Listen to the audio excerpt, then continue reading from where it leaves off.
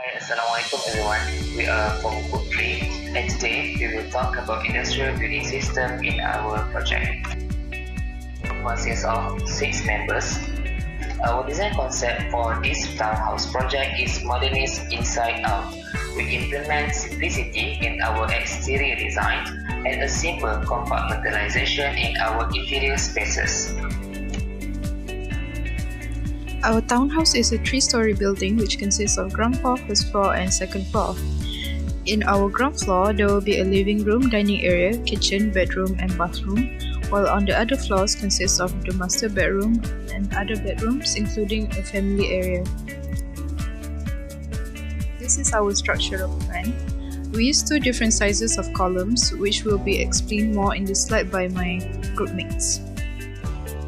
These are our elevations. We propose a simple facade design to ensure that the townhouse shows the modern element, which is simplicity. The design elements that we use are repetitions and hierarchy. We played with the repetitions of lines to create the facade on the wall, and we use different sizes of the window to show the hierarchy. The sustainable building uses passive natural elements for the building. The proposed window and shading devices are used to maximize the use of daylight into our interior spaces. These are our perspectives.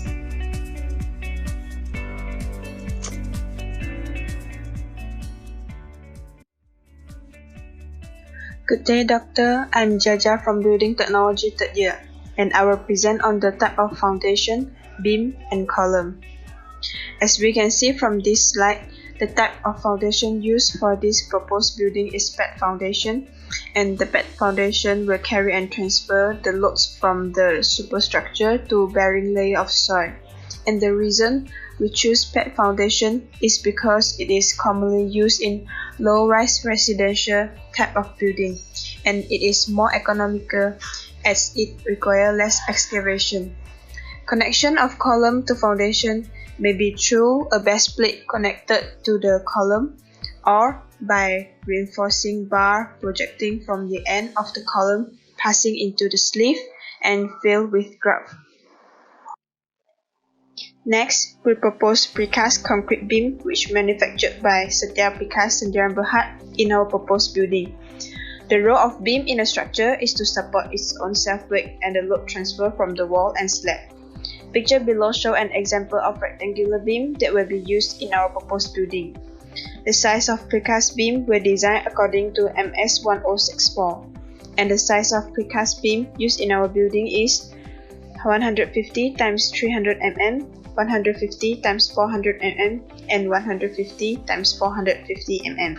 Next, we propose precast concrete column with corbel which manufactured by Setia Precast Sdn Bhd in our proposed building. Precast column is one of the load-bearing structure elements in a precast concrete structure. Precast column with corbel can provide support for beam ends.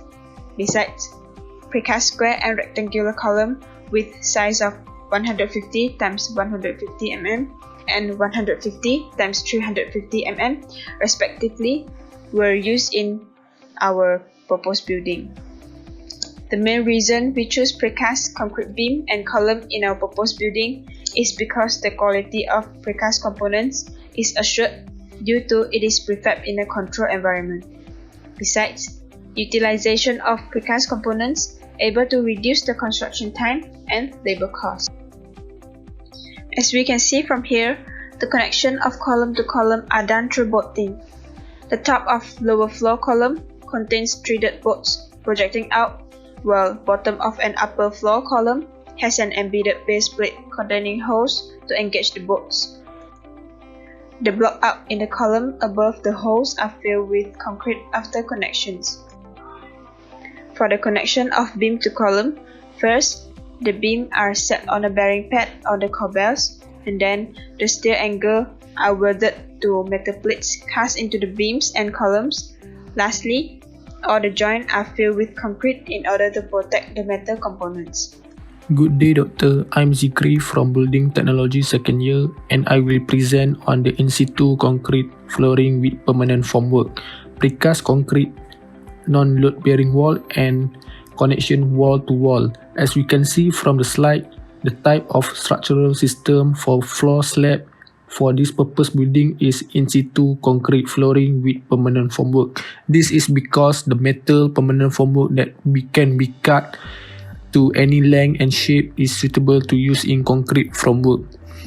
The permanent formwork use a ribbed steel sheet that able to provide excellent shear bond resistance with concrete. The type of flooring is composite flooring system and the thickness of slab is 150 mm.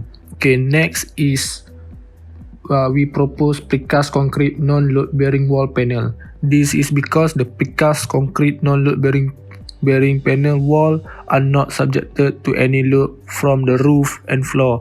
Opening for doors and window are cast into the non-load bearing wall at the manufacturing plant, and utility facility are cast into the panel on site. The size of precast non-load bearing wall panel is 150 mm times 1800 mm, 150 mm times 2400 mm, 150 mm times 3000 mm, and 150 mm times 3600 mm. Next is connection wall to wall. Connection wall to wall has two types, which is vertical joint and horizontal joint. The vertical reinforcement in precast wall will be lapped at the horizontal joint. Therefore, proprietary grout steel sleeve splash may be used, and the horizontal reinforcing bar from a precast panel projects into the joint zone and is overlapped or welded with the horizontal reinforcement bar from an adjacent panel. Good day, Doctor. I'm Chess from Building Technology course, second year. As my part, I will be present about the building components of staircase, roof, and IBS scoring. First of all, as you see from the slide, the type of staircase we are proposed to our building is precast concrete staircase.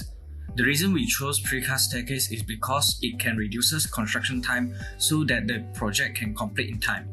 Moreover, precast concrete needs no additional curing on site and does not require protection from weather conditions, and the installation process is quick, neat, clean, and dry.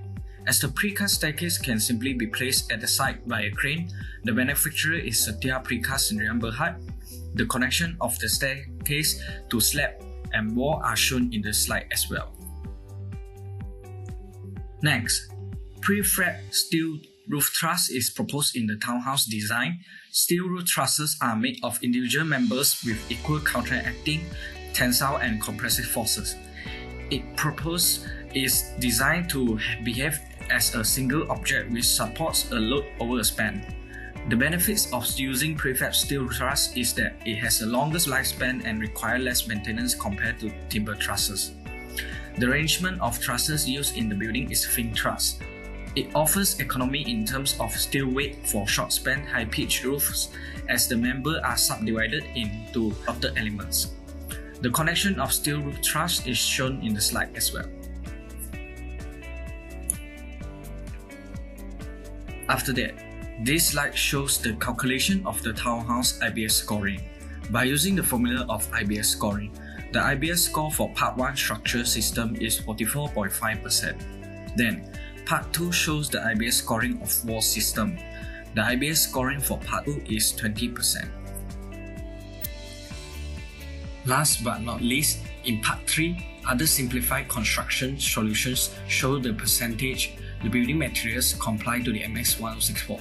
Subsequently, the scoring for Part 3 is 24% and the overall IBS score for the proposed townhouse is 88.5%. In conclusion, based on the calculation of IBS score, we notice that there are few areas needed to be considered in order to achieve higher IBS score. Utilization of prefab building components in the proposed building and proper use of IBS components from the beginning of construction stage are the keys to achieve better IBS score. Thank you. That's all for our presentation.